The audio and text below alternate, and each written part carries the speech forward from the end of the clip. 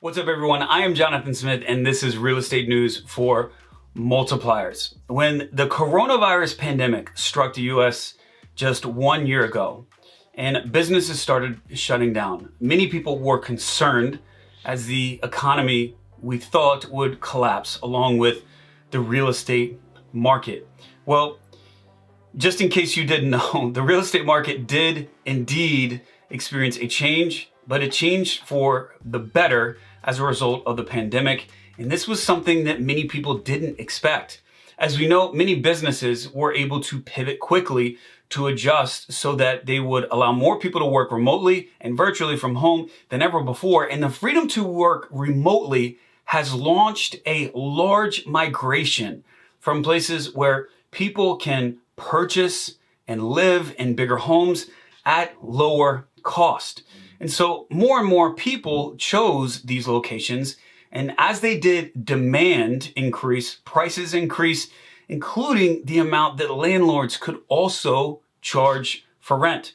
According to CoreLogic's latest nationwide single-family rent index, the nationwide year-over-year increase was 3.7% in November, and that's up from 2.8% in November of 2019.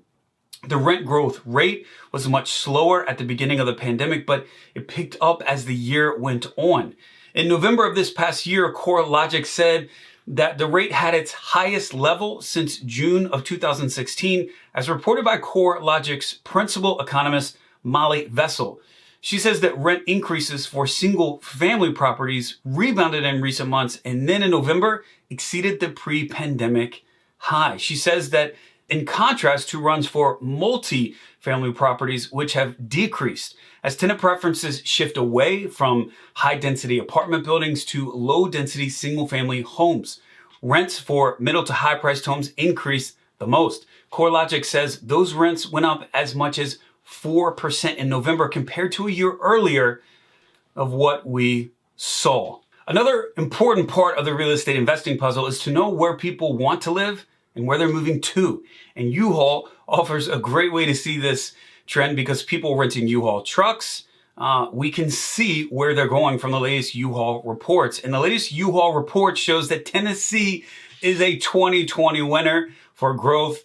Also known as the volunteer state, Tennessee has the highest number of do-it-yourself movers, even higher than Texas and Florida, although they were second and third respectively. The Lone Star State and the Sunshine State have held on to the top of that list with U-Haul, with Texas in the number one spot from 2016 to 2018. Now, one of the more thorough reports that I've found on national real estate trends comes out of PwC.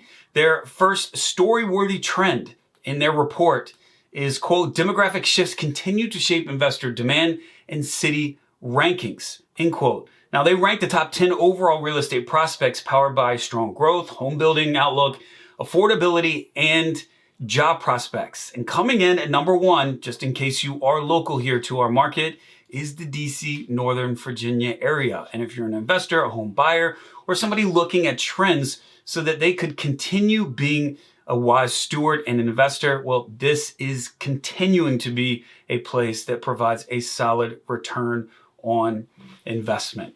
Folks, that's it for real estate news for multipliers for the week ending in February 12th of 2021. I hope you all have a great weekend, and until next week, I'll see you then.